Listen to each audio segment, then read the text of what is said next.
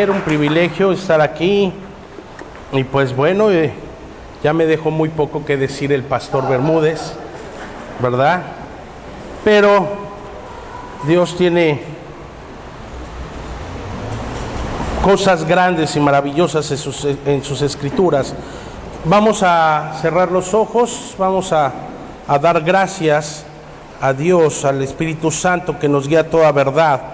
Y esa verdad es Cristo, Jesús el Cristo. Padre, te damos gracias en esta hermosa mañana por tu presencia en nuestras vidas. Te damos gracias por esta hermosa familia, Señor, que tú has puesto aquí en Arauca, Señor, desde antes de la fundación del mundo. Y lo más hermoso, Señor, que tú esto ya lo tenías preparado y destinado desde la eternidad para la eternidad. Así que te damos gracias en esta mañana, que sea tu Espíritu Santo el que nos esté guiando a toda verdad, que seas tú el que estés abriendo nuestro entendimiento para que sea depositada tu verdad en nosotros. Te damos la gloria y la honra, Padre, y que seas tú glorificado en cualquier momento y en todo tiempo. Y te damos gracias porque Jesús, el Cristo de nuestra vida, se ha hecho carne en nosotros, Señor, se ha encarnado en nuestro corazón. Así que tú eres el que nos ayudas y el que nos llevas siempre y nos diriges a poder predicar tu verdad, a poder predicar tu palabra. Pasa carbón encendido por mi boca, como decía el profeta Isaías, para que hable tu verdad y para que compartas, Señor, solamente tu palabra con ese corazón con el cual la escribiste tú. Te doy gracias, papito, en el nombre precioso de Jesús el Cristo de mi vida. Amén y amén. Gracias, Señor. Quiero que me acompañen rápidamente, por favor, a 2 de Timoteo 3:16.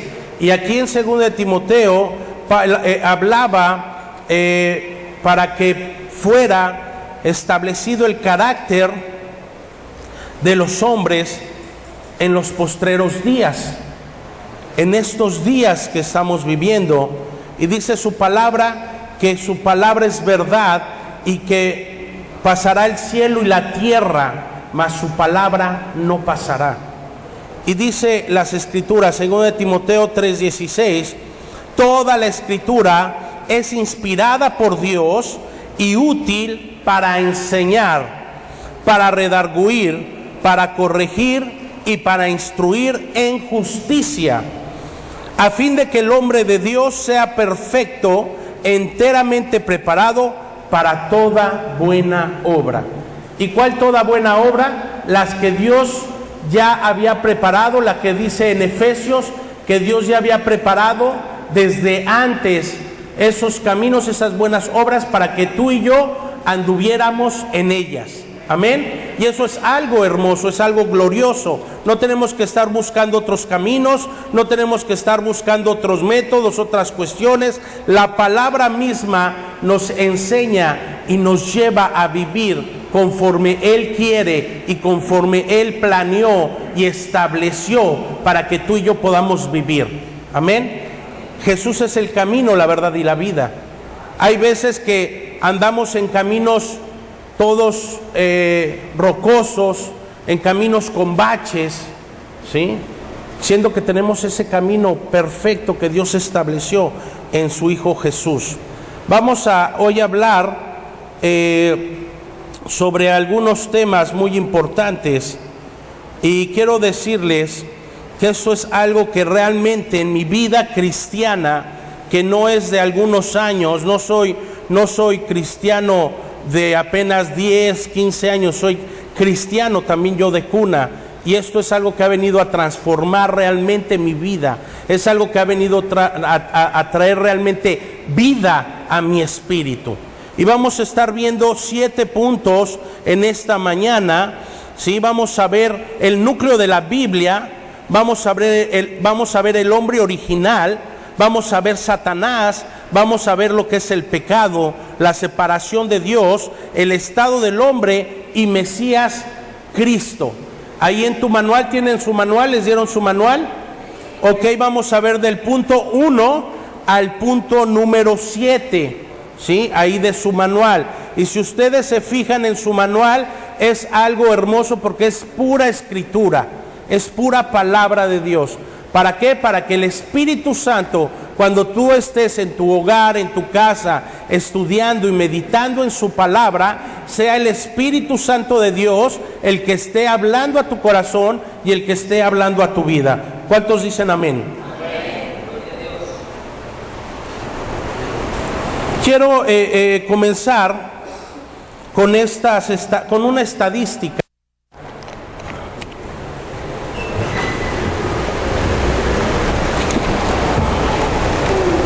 Hoy por hoy todo es estadística. Y existe una organización en Estados Unidos denominada Grupo Barna, la cual se especifica en investigaciones religiosas y de estadísticas. Y recientemente publicó esta estadística derivada de la encuesta realizada a cristianos evangélicos. Y fíjate qué importante y qué interesante es esto. ¿Y qué es lo que arrojó esta encuesta? Que solo un 60% cree que Satanás es real. Solamente un 60% cree que Satanás es real. Solo un 53% cree que la salvación es por gracia y no por obras. Y bueno, luego solo un 42% pone su fe en Dios como la prioridad número 1 en sus vidas. Solo un 38% cree que Jesús es el Cristo y cree que Jesús el Cristo vivió una vida sin pecado en la tierra. Todos los demás están errados. Así como Jesús en Mateo 16, cuando les preguntó a sus discípulos, ¿quién dice la gente que soy? Y toda la gente estuvo errada en su respuesta a Jesús. Pero hoy pareciera que no estamos tan mal. Hoy pareciera que no estamos tan cercanos a esa época cuando Jesús les preguntó a sus discípulos. Y solo un 27% cree que la Biblia es cierta, sin errores en todas sus enseñanzas. ¿Sí? Eso es lo que arrojó esta encuesta. Y también han publicado declaraciones como esta: los cristianos nacidos de Dios son tan propensos al divorcio como los no cristianos. ¿Sí? Y es algo que se está viviendo ya, es algo real. ¿Sí? Que realmente no hay una diferencia ya entre un religioso católico, un religioso testigo de Jehová, un religioso musulmán o un religioso cristiano. Pero yo declaro que aquí habemos hijos de Dios, amén. ¿Sí? Y es algo que está arrojando. Hay más información, pero vamos a pasar realmente a lo que las Escrituras nos enseñan, ¿sí? Así que acompáñame por favor a Juan capítulo 20 y vamos a estar repitiendo algunos versículos. Esto es algo con la finalidad para que se te queden grabados en tu corazón, para que se te quede grabada esta palabra en tu corazón, que esa es la finalidad que Dios tiene para nosotros al haber establecido su palabra. Y quiero que me acompañes. Y los que tienen título en sus Biblias dicen el propósito del libro. No hay otro propósito. Juan 20, versículo 30 y 31. Y dice: hizo además Jesús muchas otras señales en presencia de sus discípulos, las cuales no están escritas en este libro, pero estas, ¿cuáles? Estas se han escrito para que creáis. ¿Para qué? Que Jesús es el Cristo, el Hijo de Dios, y para que creyendo entonces realmente tengas vida en su nombre. ¿Cuántos pueden darle gloria a Dios? ¿Sí? Y ese es el propósito del libro. En ese entonces el libro nada más era lo que era el Pentateuco, lo que eran los profetas y lo que eran los históricos y los poéticos. Y de eso hablaba, ¿sí? El núcleo de la Biblia realmente el núcleo del Antiguo Testamento era que el Mesías iba a venir. El profeta Isaías, 700 años antes de que Jesús llegara, de que el Mesías llegara, él era lo que enseñaba, él era lo que predicaba, él era lo que le hablaba al pueblo de Israel, que Jesús el Cristo, que el Mesías iba a llegar, que iba a venir el Cordero de Dios, que iba a venir el Cordero inmolado. Y 700 años atrás era lo que predicaba el profeta Isaías, con esa pasión, con ese ímpetu, con el fuego de su Espíritu Santo, con ese amor a su palabra, con ese amor a la verdad, con ese amor a Dios. Y era lo que compartía el profeta Isaías. Ese era el núcleo de las Escrituras, que el Mesías vendría, que el Mesías llegaría, que el Mesías iba a llegar a establecer su reino de justicia, que el Mesías iba a llegar a establecer el reino de Dios y su justicia sobre toda religión y sobre toda cosa establecida en la tierra. Y era lo que iba a establecer. Ese era el núcleo del Antiguo Testamento. Mesías en hebreo, Cristo en griego, significan lo mismo: el ungido, el entronizado, el escogido por Dios. ¿Y por qué era el ungido? Porque antes nada más se ungían a 3 oficios: se ungían a los reyes, se ungían a los sacerdotes y se ungían a los profetas.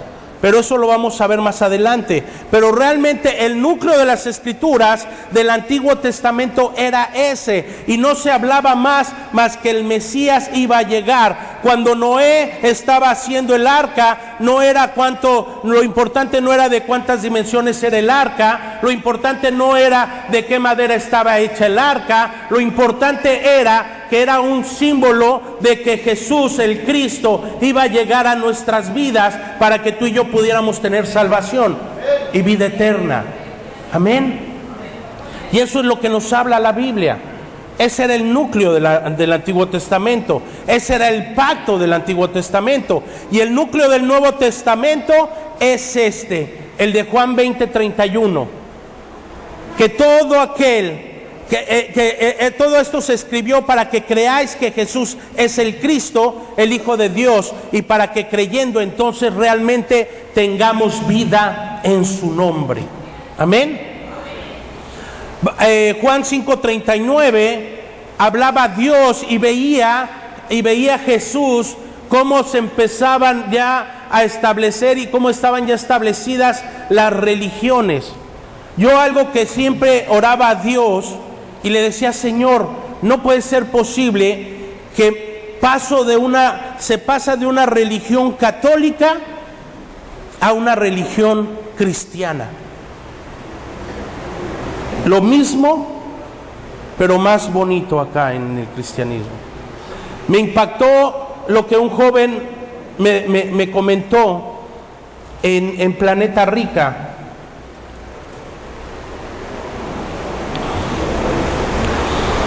Agarraba y me decía: oiga, pastor, ¿a cuánto tiempo está Vicente Fernández de donde está usted?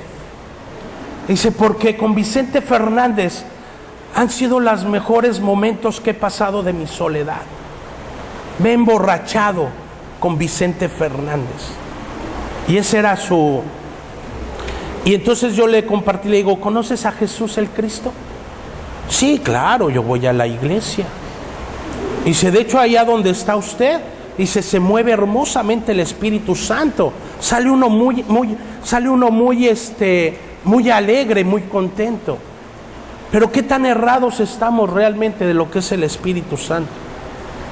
Y da tristeza ver que nuestra juventud está así. Que nuestra juventud confunde al Espíritu Santo con algo emocional. Que nuestra juventud confunde la presencia gloriosa de Dios en algo emocional, pero que su vida sigue desordenada y vacía, como en el principio de la creación. Es porque no conocen el núcleo de la Biblia. Es porque no conocen que Jesús es el Cristo. Es porque no conocen que realmente la llenura del Espíritu Santo es salir y predicar en las casas y en los templos todos los días que Jesús es el Cristo. Y esa es realmente la llenura del Espíritu Santo. que podamos hablar su palabra, que podamos ser testigos de poder, que quién es Él en nuestra vida y que nosotros podamos dar ejemplo y podamos ser testimonio para los que no conocen, para que ellos puedan realmente conocer que Jesús es el Cristo de nuestra vida. ¿Cuántos dicen amén? Amén. Y aquí es lo que hablaba Jesús cuando decía en Juan 5:39, escudriñan las Escrituras porque a vosotros les parecéis que en ellas tenéis la vida eterna y ellas son las que dan testimonio de mí, decía nuestro amado Jesús. Parece que ustedes creen eso de leer las Escrituras en un año, un programa para que leas la Biblia en un año, un programa para que tengas estudios bíblicos en tu casa. Eso no nos salva, amado. El creer, al contrario, entre más conozcamos, más nos va a ser demandado, dice la palabra. Que entre más conocemos, más nos va a ser demandada a nosotros, a nuestra vida. Esta palabra no es para condenación, ¿sí? Para Jesús, para los judíos, dice su palabra, que Jesús fue piedra de tropiezo para aquellos que no creían en Él, ¿sí? Por eso Judas se suicidó, porque no tuvo la revelación de que Jesús era el Cristo, y estuvo con nuestro Señor, vio los milagros, aunque estaba ya destinado para eso, pero él pudo haber tenido la oportunidad de haberse arrepentido. Lucas 24:27 dice, y comenzando desde Moisés y siguiendo por todos los profetas, les declaraba en todas las Escrituras lo que de él decían las mismas Escrituras. Y ese es el propósito de cada paso de las Escrituras. Ese es el propósito de lo que Dios quiere enseñarnos en nuestras vidas, ¿sí? La iglesia no es muy diferente al mundo. Debería de ser muy diferente al mundo, ¿sí? Quiero insistir en el vocablo nacido de Dios, porque este grupo Barna en particular lo utiliza, y utiliza la información y su investigación para que ellos puedan establecer algo que no es real. Todo lo que hay en el mundo le pertenece a Satanás. Todo lo que el mundo mueve, todo lo que el mundo maneja, lo controla Satanás. Y es algo que nosotros debemos de estar bien identificados como hijos de Dios. O somos hijos de Dios o hijos de Satanás. No hay medias tintas con Dios, ¿sí? Dice su palabra en Apocalipsis que por cuanto no eres ni frío ni caliente, sino tibio, te vomitaré, porque con Dios no hay tibiezas, ¿sí? Entonces este grupo hace menciones, ¿para qué? Para mofarse, con un tinte amarillista, pero menciona esto que es real, ¿sí? Y que obviamente nos debe de conmover y nos debe de doler. Y dice que solamente el 9% de los evangélicos, ¿sí? Creen en lo que es la provisión directamente de Dios y su fe puesta en Dios para su provisión. El otro % creen que tiene que ser en su preparación, en su capacidad y en la fe en ellos mismos, en lo que ellos pueden realizar. El 27% de los tradicionales no piensan que el sexo premarital, o sea, antes del matrimonio, sea malo, ¿sí? Espero que aquí en Arauca no piensen así, ¿verdad? Tenemos que enseñarles a nuestros hijos, a nuestros jóvenes, que eso no le agrada a Dios, ¿sí? Tenemos que cuidarlos. En otras palabras, según esta encuesta, la iglesia evangélica no es aparentemente muy diferente o muy distante a lo que el mundo ofrece. El mensaje que se manda con ello sin que sea cierto del todo, es que el cristiano evangélico va a la iglesia el domingo y tiene una cubierta religiosa, pero su religión es básicamente una añadidura al mismo modo de vida que tiene el mundo, no un poder radicalmente transformador por la obra y gracia del Espíritu Santo a través de su palabra. Amén. Espero que esto nos pueda estar sirviendo para ver un panorama general, ¿sí? ¿Y qué era lo que dice Lucas 24:44? Jesús les dijo: estas son las palabras que os hablé, estando aún con vosotros, que era necesario que se cumpliera todo lo que estaba escrito de mí en la ley de Moisés, en los profetas y en los salmos. Eso era lo que se tenía en ese entonces como escrituras: la ley de Moisés, los profetas y los salmos. Pero todo eso hablaba de lo que iba a acontecer, todo eso hablaba y que era necesario, decía Jesús, estas palabras que os he hablado, estando aún con vosotros, era necesario que se cumpliera todo lo que se estableció. ¿Por qué? Porque de ahí para adelante, todo lo que nos enseñan las Escrituras, todo lo que nos hablan las Escrituras de su venida nuevamente, de la fe maranata, así será. Como se escribió antes que venía y se cumplió, así va a ser nuevamente. La venida de nuestro Señor Jesucristo, la venida de Jesús el Cristo por su iglesia amada. Amén. ¿Estamos ahí? Ahora, ¿cuál es el mensaje que daban los apóstoles y la iglesia primitiva? ¿Cuál fue el mensaje con el cual el apóstol Pedro realmente impactó a los judíos? Y que era un solo mensaje, y fue ese mensaje por el cual dio su vida Pedro, aún a pesar de sus errores, aún a pesar de que fue el primer mochaorejas, ¿verdad que sí? Si había un mochaorejas, ahí estaba Pedro, ¿sí?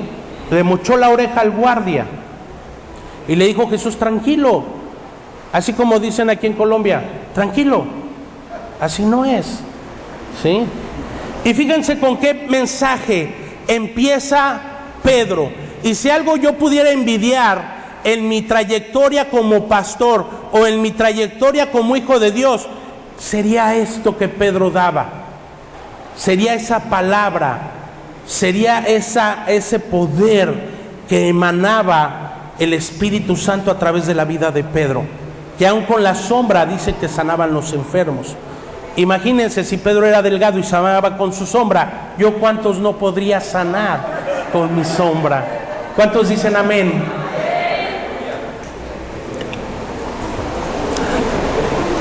Acompáñame a Hechos 2:36.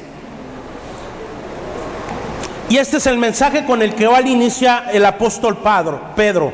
Sepa pues ciertísimamente toda la casa de Israel que este Jesús, a quien vosotros crucificaron, Dios le ha hecho Señor y Cristo de sus vidas. Pero sepan ustedes ciertísimamente que este Jesús que ustedes crucificaron, Dios lo ha hecho Señor y Cristo.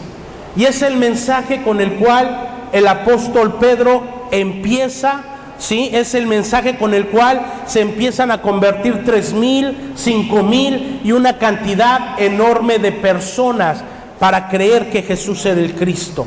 Y luego en Hechos 5:42 dice la palabra que entonces esos nuevos creyentes lo que empezaban a hacer, lo que empezaban a realizar, lo que empezaban a hablar en todos los días en el templo y por las casas, no cesaban de enseñar y predicar a Jesús el Cristo, ¿sí?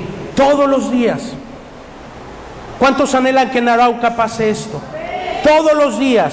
Todos los congregantes, los pastores, cada congregación, cada líder, cada discípulo, cada obrero, que no cese de predicar todos los días aquí en Arauca con el poder de Dios, que no cesen de enseñar y predicar que Jesús es el Cristo. Amén. Y entonces vamos a poder tener realmente una ciudad bendecida por Dios, una ciudad con lo que Dios estableció para nuestras vidas. Luego el mensaje de la iglesia primitiva seguía en Hechos capítulo 9, 22. Y aquí el apóstol Pablo todavía era Saulo de Tarso cuando él va rumbo a Damasco, y entonces se le aparece: Saulo, Saulo, ¿por qué me persigues? ¿Por qué persigues a mi iglesia?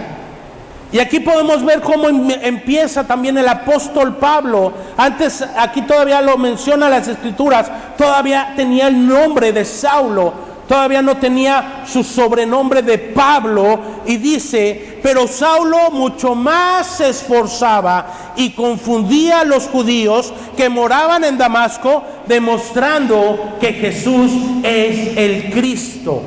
Y es el mensaje con el cual inicia el apóstol Pablo. Y es el mensaje por el cual este hombre de Dios, y que de las cartas que hay en el Nuevo Testamento, él escribe 13 cartas, ¿sí? Y que son de las más importantes. Las demás escribe 2 Pedro, 3 el apóstol Juan, pero 13 de las cartas son escritas por este hombre, que tuvo esa revelación, que tuvo ese encuentro con Jesús el Cristo, que se le reveló, ¿sí? Y empieza su mensaje confundiendo a los judíos y esforzándose cada día. ¿Cuántos de aquí nos esforzamos cada día para predicar que Jesús es el Cristo? Si somos honestos, ¿cuántos predicamos diario la palabra de Dios? ¿Sí? Que realmente eso es el propósito, ese es el propósito de ser de la iglesia. No hay otro propósito por el cual debamos de existir como iglesia. El propósito de la iglesia no es encerrarnos en 4 paredes. En 4 paredes hemos funcionado perfectamente bien. En 4 paredes hemos funcionado muy bien. Levantamos nuestras manos, alabamos a Dios, exaltamos su santo nombre, le glorificamos, nos arrepentimos, o a veces nos da remordimiento de lo que hacemos. Pero cuando salimos afuera, ¿qué me ves? ¿Soy yo, me parezco? ¿Verdad? Sí, y salimos con pleito, ¿sí? Oiga, me dio el agua vacía, ¿qué le pasa? Incircunciso, ¿verdad? ¿Sí? Y es donde tenemos que reflejar realmente el amor de Cristo. Predicar, no nada más con la palabra, sino también con hechos, ¿sí? Predicar también con nuestra vida. Luego, de ahí vamos a Hechos 17:2. Entre este versículo y el versículo de Hechos 17 pasaron más de 15 años, ¿sí?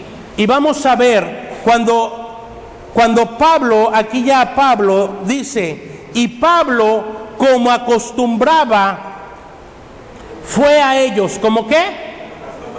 ¿Cuántos de nosotros acostumbramos esto? Amén. Dice: Pablo, como acostumbraba, fue a ellos, y por 3 días de reposo discutía con ellos. Y luego el versículo 3: declarando y exponiendo por medio de las escrituras que era necesario que el Cristo padeciese y resucitase de los muertos, y que Jesús, a quien yo os anuncio, decía él, es el Cristo. ¿Sí? Y vemos cómo el mensaje del apóstol Pablo no cambió. Realmente lo que él nos trata y el mensaje que él nos da y el mensaje que enseña son parte de sus vivencias, ¿sí? Al predicar que Jesús era el Cristo.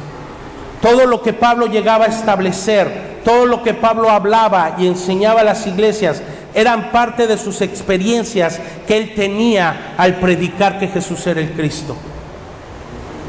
Era su testimonio de vida. Él por eso decía, cuando está a punto a entregar el equipo, a morir, le decía a Timoteo: he peleado la buena batalla, Timoteo. He peleado la buena batalla. A veces pensamos que nada más son los pastores los que deben de pelear la buena batalla. Es su batalla, es su iglesia, son sus ovejas. No, ¿sí? Cada uno, como hijos de Dios, debemos y tenemos la necesidad de predicar el evangelio, ¿sí? No nada más es de los pastores, de los apóstoles, o de los maestros, o de los evangelistas. Es cada uno de nosotros. Tenemos que compartir y predicar. Y Pablo era lo que acostumbraba. Luego vemos en el capítulo, en Hechos 18. Acompáñame a Hechos 18, por favor.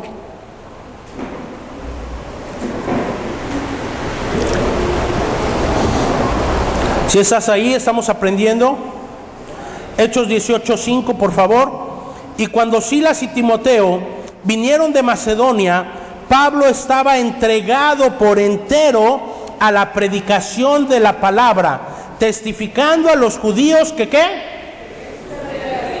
Que Jesús era el Cristo, ¿sí? Estaba entregado por entero, estaba entregado realmente a la predicación de la palabra. ¿Cuál era la palabra? Que Jesús era el Cristo. No había otra palabra, no había otra cosa que enseñar, no había otra cosa de qué hablar, más de que Jesús era el Cristo. ¿Para qué? Para que entonces, creyendo en ese nombre, que es sobre todo nombre dado a los hombres, pueda haber salvación, ¿sí? No hay otra cuestión, no hay otra cosa de qué ser.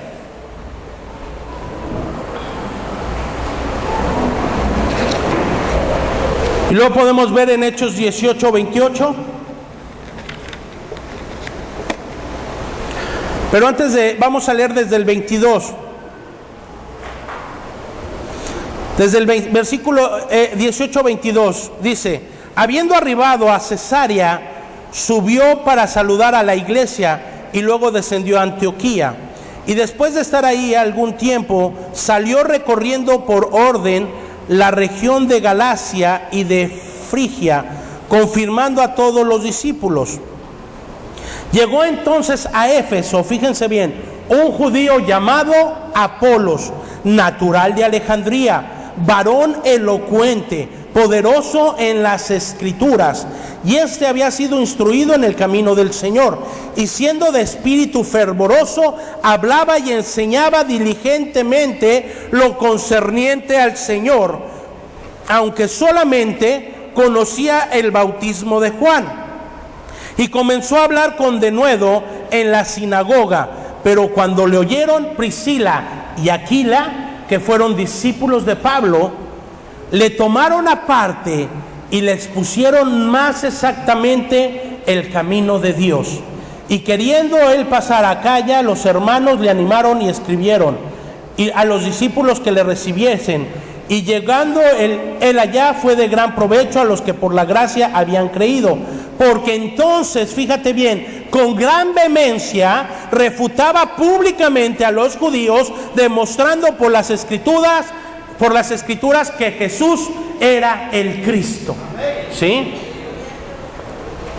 Llegó a un departamento de México, a la ciudad de Querétaro, que es la capital, es aquí como Arauca, el departamento, y la ciudad de Arauca. Allá tenemos un departamento igual que es Querétaro, y la ciudad es Querétaro. Y fuimos a ver a un pastor que es líder de una alianza de aproximadamente 150 pastores. Y cuando yo empecé a transmitirle el mensaje con ese corazón, ¿sí? Agarra y me hace: pareciera que me estás evangelizando, pero así ya con un tinte, con un matiz de soberbia. Pareciera como que me está evangelizando, pastor. Le digo: no, le estoy presentando más exactamente las escrituras, que Jesús es el Cristo de su vida, ¿sí? Como ese hombre de Apolos, deberíamos de aprender de este hombre de Apolos, porque pareciera que a veces hay un espíritu de soberbia que se mueve, ¿sí? De altivez. ¿Qué me van a enseñar a mí? El apóstol Pablo decía: todo lo que sé lo tengo por basura, ¿sí? Y a veces pareciera que nosotros ya creemos conocer o saber todo. Aquí no pasa, allá en México sí pasa mucho, ¿sí? Así que gloria a Dios, aquí este espíritu de soberbia espiritual que no entre a esta región de Arauca. Amén, ¿sí? Y le dije y le mencioné, no pastor, perdón, le estoy presentando más precisamente las Escrituras. Así que recíbalo con ese corazón, ¿sí? Y eso es lo que queremos transmitir, amados, realmente con ese corazón, con ese amor, con esa pasión, que Jesús es el Cristo de nuestras vidas. Y este hombre Apolos, siendo un hombre elocuente, siendo un hombre conocedor de la palabra, siendo un hombre sabio, siendo un hombre responsable, dice que recibió, y que Priscila y Aquila, una pareja que fue instruida por Pablo, fueron y lo tomaron aparte y le presentaron con mayor precisión las Escrituras. Y este pasaje nos sirve para compartir esto. Y a partir de ahí este hombre Apolos empezó a compartir que Jesús era el Cristo. Y luego podemos ver en Primera de Juan 5:1, por favor. Primera carta de Juan, capítulo 5:1.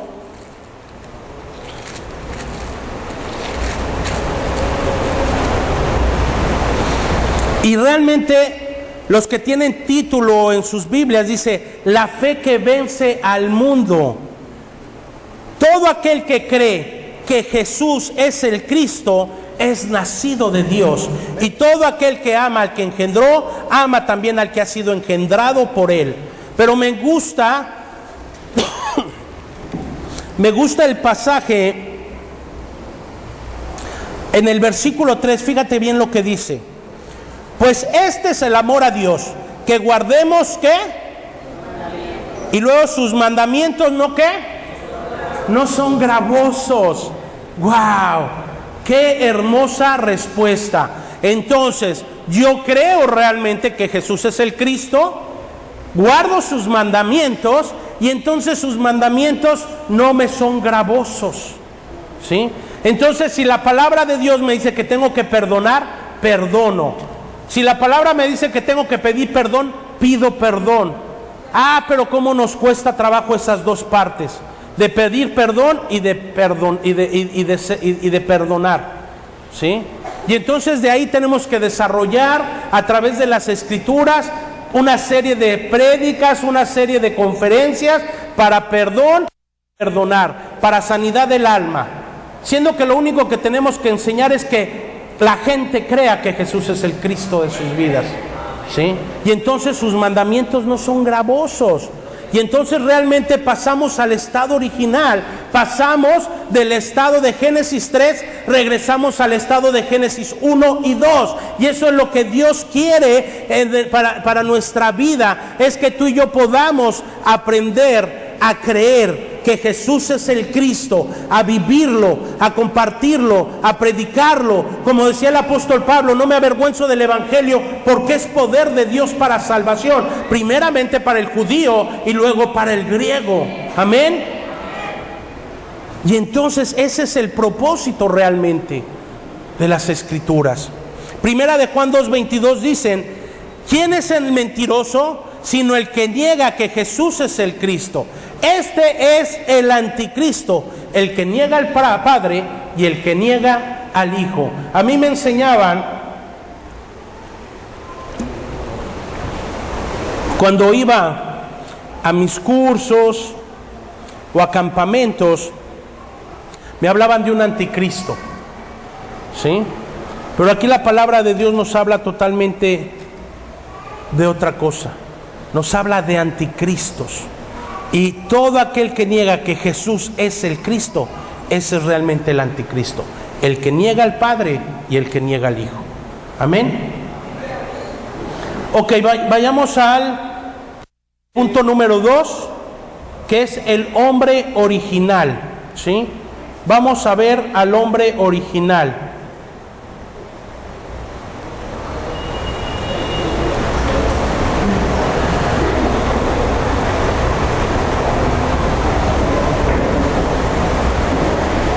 Regresando un poco al tema de la encuesta que hace este grupo, en la cual utiliza el término nacido de Dios para describir a las siguientes personas que van a la iglesia y cuyas vidas son indistinguibles al mundo, o sea que no hay ninguna diferencia, que pecan tanto como el mundo, se sacrifican por otros tan poco como el mundo, que aceptan la injusticia tan fácilmente como el mundo, ya saben, las mordidas, lo ilegal, comprar gasolina ilegalmente, que aquí no pasa casi en Arauca, ¿verdad?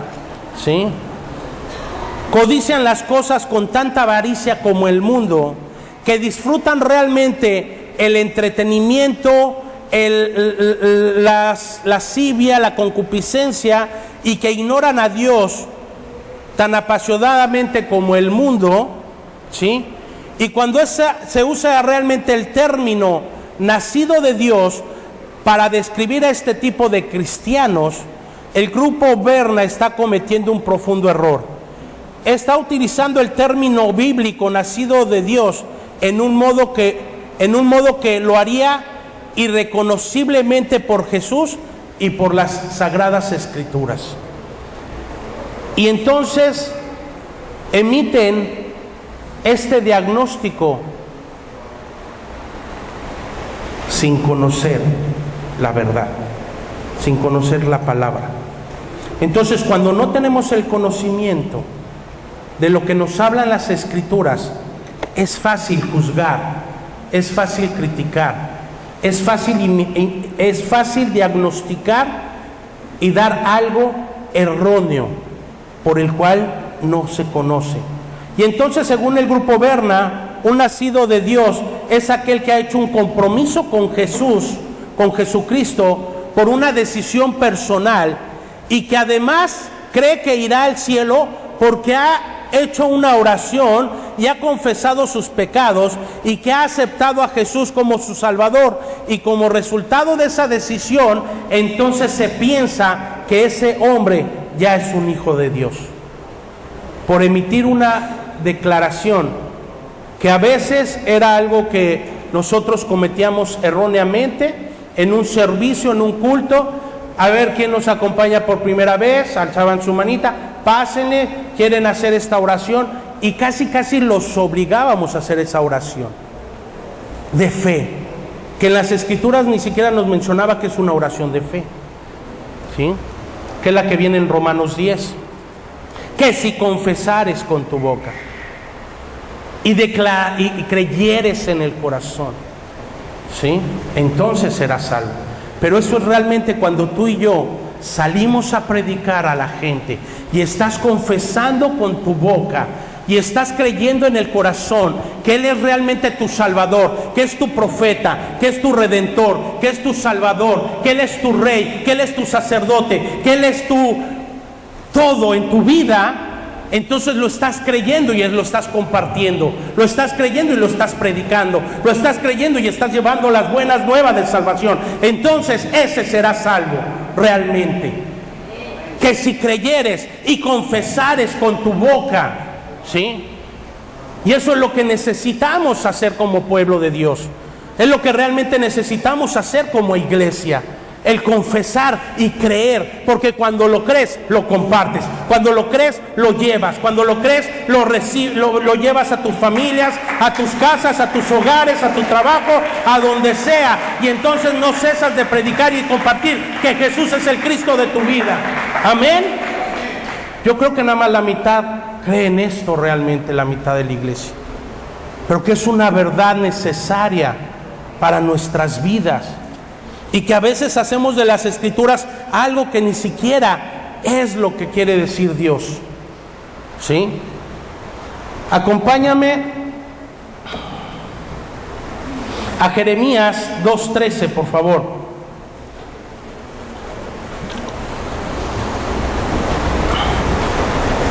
Acuérdense que las Escrituras son hechas ¿para qué? Para enseñar, instruir. corregir, redarguir. ¿Quién no sabe qué significa redarguir? ¿Alguien aquí sabe que no? ¿Alguien aquí no sabe qué significa redarguir? Sin pena, sin pena. ¿Todos sabemos qué es redarguir? ¿Ok? ¿Sí? Redarguir es que el Espíritu Santo nos conmueve, nos enseña el pecado, nos muestra nuestro error, entonces nos redarguye para arrepentimiento. Y entonces procedemos al arrepentimiento genuino. Arrepentirse es cambiar de dirección. Estoy yendo, dice Proverbios, que hay caminos del hombre que parecieran de vida, pero que lo están llevando a la muerte. Entonces yo tengo que arrepentirme y cambiar de dirección y seguir por el lado y camino correcto que Dios establece en la palabra. Amén. Y dice Jeremías 2:13, porque dos males ha hecho mi pueblo. Me han abandonado a mí, fuente de agua viva, y han cavado para sí cisternas agrietadas que no retienen el agua. Y yo creo que aquí, bueno, en México se comparte mucho sobre los odres nuevos, el odre viejo y el odre nuevo. ¿Sí? Esos odres que no retienen la palabra, el agua viva, las fuentes de agua viva que produce su ser, que produce nuestro Creador. Decimos amén. Jeremías 6:16. Y Jeremías 6:16. Así dice el Señor: párense en los caminos y miren, y pregunten por los senderos antiguos, cuál es el buen camino, y anden por él, y hallarán descanso para sus almas. Pero dijeron: no andaremos en él. ¿Sí? Y eso es algo que ahora entiendo por qué es el profeta llorón Jeremías, porque llevaba la palabra y nadie le hacía caso. Señor, otra vez yo, no, búscate al pastor Bermúdez o a otro, porque a mí no me hacen caso. ¿Sí? Oseas, vamos al libro fresa de la Biblia. Oseas 4:6. Mi pueblo es destruido por falta de conocimiento. Por cuanto tú has rechazado el conocimiento, yo también te rechazaré para que no seas mi sacerdote. Pero como allá en México, cómo nos gusta que nos hablen que somos reyes y sacerdotes. ¿Sí? Reyes por cuanto sabemos gobernar, sabemos hacer riqueza, y sacerdotes para poder transmitir la palabra de Dios correctamente. Pero por falta de conocimiento, algo que le falta hoy a la iglesia es conocimiento de la palabra, es conocimiento de la verdad. Estaba en una congregación allá en México y la pastora me pidió que por favor le hablara a su liderazgo. Y me decía ella, les iba a hacer un examen, pastor, pero yo creo que es más importante lo que Dios quiere decirle a la iglesia, al liderazgo. Así que le pido este favor, compárteles usted. Y entonces se presentó la pastora, me presentó y les dijo: no les voy a hacer el examen, el pastor Cetina viene y nos va a compartir y tiene una palabra importante para sus vidas. Y entonces les decía: su pastora no les va a hacer el examen, pero yo sí se los voy a hacer a ustedes. ¿Sí? Y entonces les decía: ¿cuál es el propósito de Dios? ¿Cuál es el propósito por el cual crees tú que Dios te tiene aquí? Decimos el Padre Nuestro: hágase tu voluntad en la tierra como en el cielo. Pero ¿cuál es realmente la voluntad de Dios? Y todos calladitos. Y esa pregunta, ¿saben cuál es el propósito realmente de Dios? Acompáñame a Juan 6:40, por favor.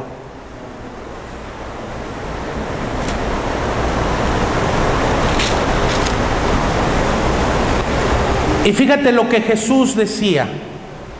Vamos a preguntarle a Jesús: ¿cuál es la voluntad, Jesús, del Padre? Y en Juan 6:40 dice: porque esta es la voluntad de mi Padre, que todo aquel que ve al Hijo y cree en Él tenga vida eterna, y yo mismo Y aquí viene la promesa: yo mismo, dice el Señor, yo mismo le resucitaré en el día final. ¡Wow! ¡Qué glorioso! Yo quiero estar ahí, amado. No sé tú, pero yo quiero estar ahí en ese día, que el Señor me resucite en el día final. Y esa es la voluntad, que la gente vea al Hijo, pero que no nada más le vea, sino que crea en Él y tenga vida eterna. ¿Sí?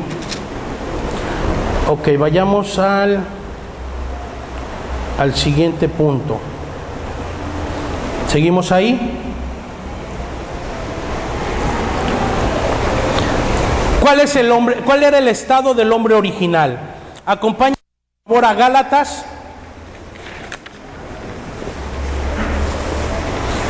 1, 26 y 28.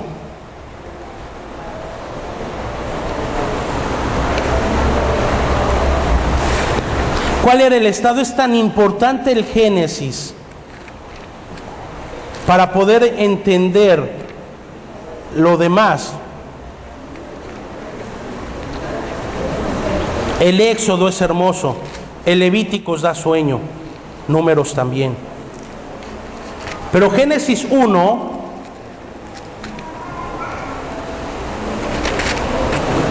(26) dice: entonces dijo Dios, hagamos al hombre a nuestra imagen, conforme a nuestra semejanza, y señoree en los peces del mar, en las aves de los cielos, en las bestias y en toda la tierra, y en todo animal que se arrastre sobre la tierra.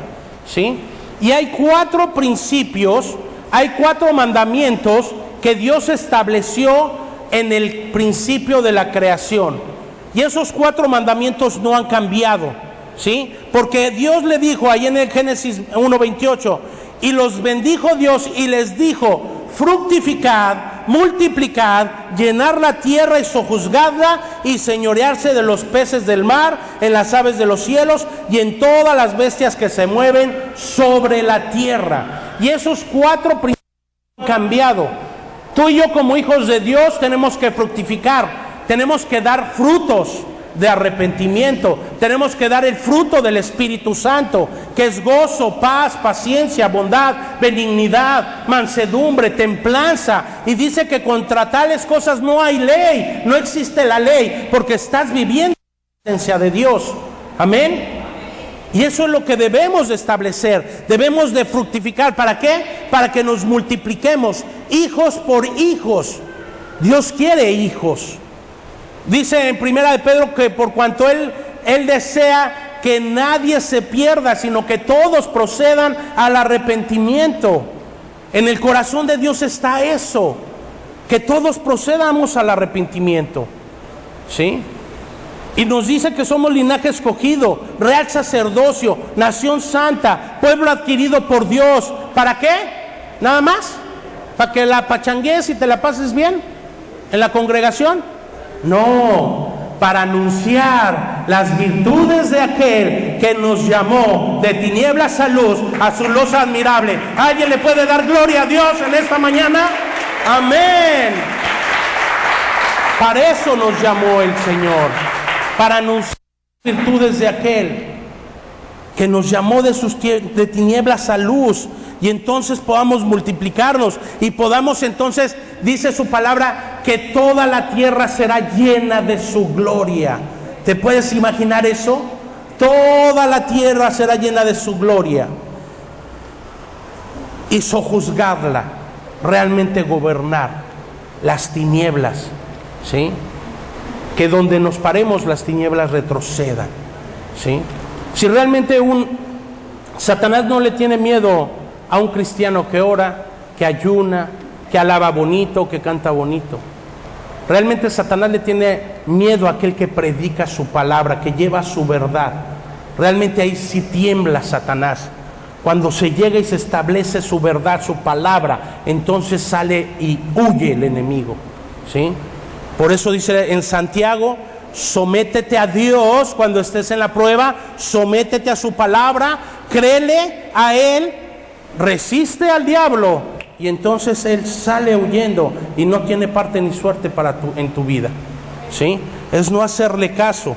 Entonces, el estado original del hombre que nos habla Génesis era un estado glorificado, era un estado hermoso, era un estado como el pez puede estar en el agua y puede disfrutar, como el delfín puede vivir en el mar y atravesar y recorrer océanos, como el árbol está establecido y está bien arraigado en la tierra. Ese era el estado original del hombre, en el cual Dios nos creó. A imagen y semejanza nos creó Dios, ¿sí? Nos hizo seres espirituales, seres tripartitos, ¿sí? Con alma, cuerpo y espíritu, ¿sí? Entonces, ese era el estado original del hombre. Vemos Génesis 1:27, y creó Dios al hombre a su imagen, imagen de Dios lo creó. Vamos a Juan 4:24, por favor. ¿Estamos aprendiendo?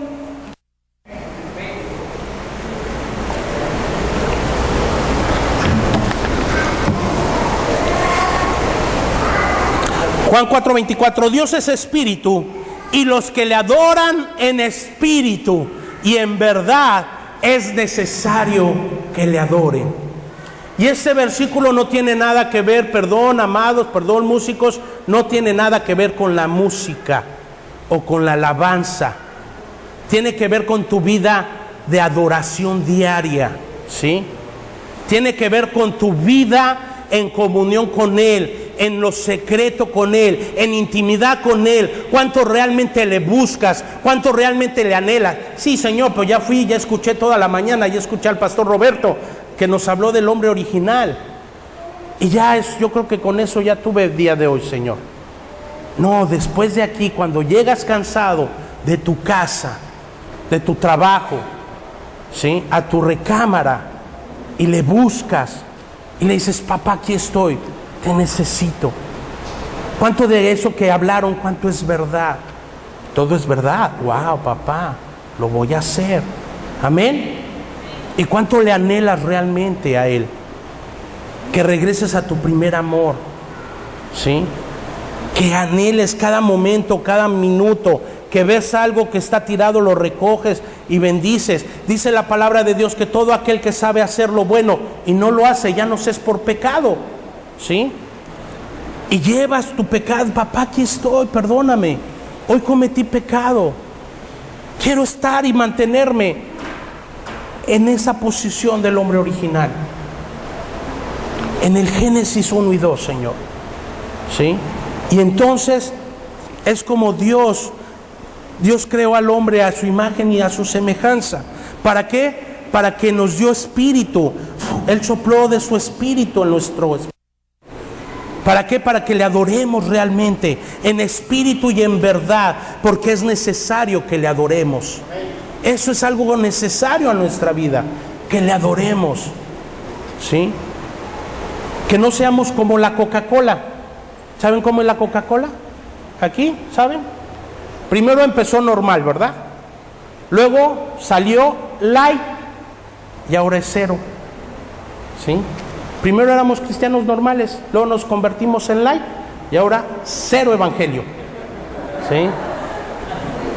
Tenemos que regresar al estado normal. Aquí no pasa, aquí no pasa. En México pasa mucho.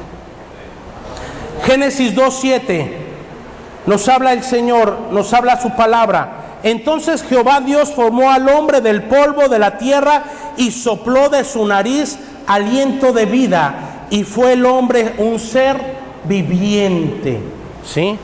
Y entonces llega Dios, sopla de su espíritu y da aliento de vida, ¿sí? Ese es el aliento de vida, el cual nos mantiene, el cual nos sostiene, el cual nos mantiene en Él, por Él y para Él, toda la vida, toda la eternidad. Dice que todo lo que en la tierra hay, todo lo que en ella habitan, le pertenecemos a Él. Creas o no creas, le perteneces a Él, ¿sí? Creamos o no creamos. Y entonces Él sopló y los bendijo Dios y les dijo: fructificad, multiplicaos, llenad la tierra y sojuzgarla, y señorearse en los peces del mar, en las aves de los cielos y en todas las bestias que se mueven sobre la tierra, ¿sí? Entonces yo no le hubiera tenido miedo a esa cucaracha de agua que me espantó ayer, pero la sujeté y la sometí bajo mis pies. Pobre, quedó aplanada, lista para milanesa. Entonces esa era la bendición del Edén. Todo lo que nos habla Génesis 2 era la bendición del Edén, la bendición que tenía el hombre original. Esa era la bendición que teníamos. El Salmo 8.4, acompáñame al Salmo 8.4. Fíjate cómo nos describe el Salmo 8.4, ¿sí?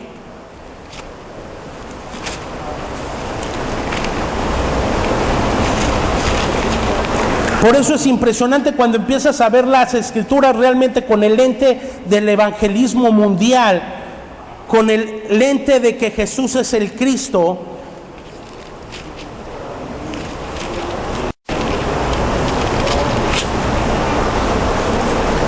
Y dijo, ¿qué es el hombre para que tengas de él memoria? Y el Hijo del Hombre para que lo visites. Le has hecho poco menor que los ángeles y lo coronaste de gloria y de honra. Le hiciste señorear sobre las obras de tus manos, todo lo pusiste debajo de sus pies. ¿Sí? En el original, en algunas versiones dice, y lo has hecho poco menor que Dios, o lo has hecho como Dios. ¿Sí?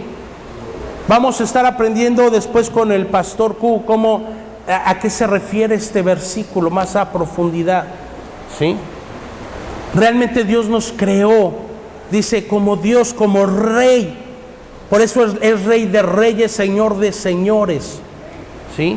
Y el significado Dios significa Rey. Lo pusiste a reinar, a sojuzgar la creación.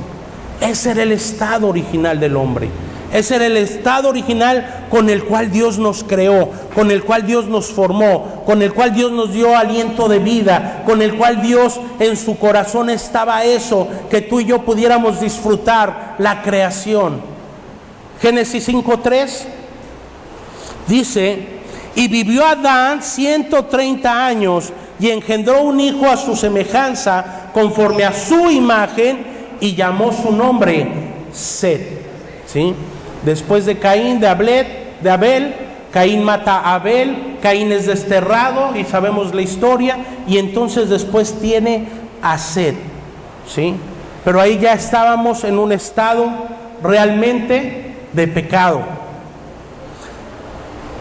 Y Colosenses 1:15 dice, Colosenses 1:15, Él es la imagen del Dios invisible, el primogénito de toda la creación. Él es la imagen del Dios invisible. Por eso cuando dice en Isaías Emmanuel, dice Dios con nosotros, Padre eterno, príncipe de paz. Pero Él es nuestro Padre eterno, Emmanuel, Dios con nosotros. Entonces Él es la imagen del Dios invisible, el primogénito de toda la creación. Cuando Dios entrega a su Hijo es el unigénito, el único. Pero aquí dice es el primogénito, el primero de muchos que vamos a ser. ¿Le puedes dar gloria a Dios? ¿Sí? Ahora, ¿cómo podemos seguir disfrutando de esta bendición? ¿Cómo podemos estar disfrutando la bendición del hombre original? Génesis 2:17 nos dice,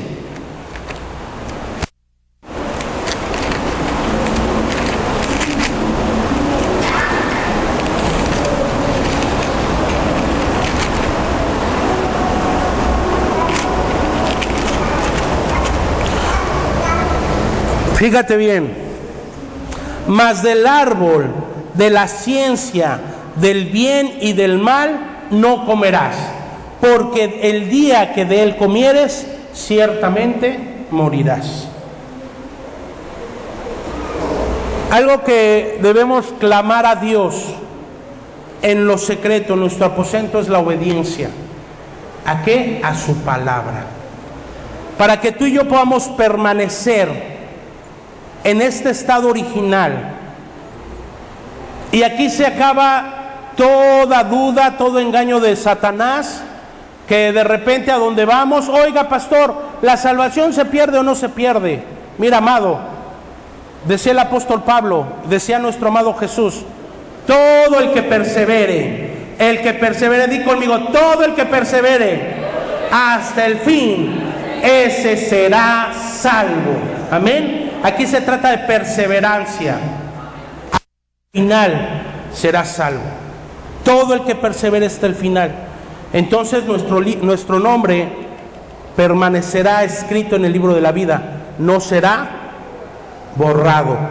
Amén. ¿Estás ahí? Y esa es la obediencia, que es lo que vamos a ver más adelante, que lo vamos a ver en otra etapa del pecado. Pero es la obediencia. ¿Cuál fue el pecado realmente? Tiempo. Ok. Vamos a dar un besito, ¿sí? Vamos a descansar. ¿Cuánto tiempo? Unos 20 minutos. ¿Sí? ¿Les parece bien? Y si no, pues ni modo, lo vamos a 20 minutitos. Amén.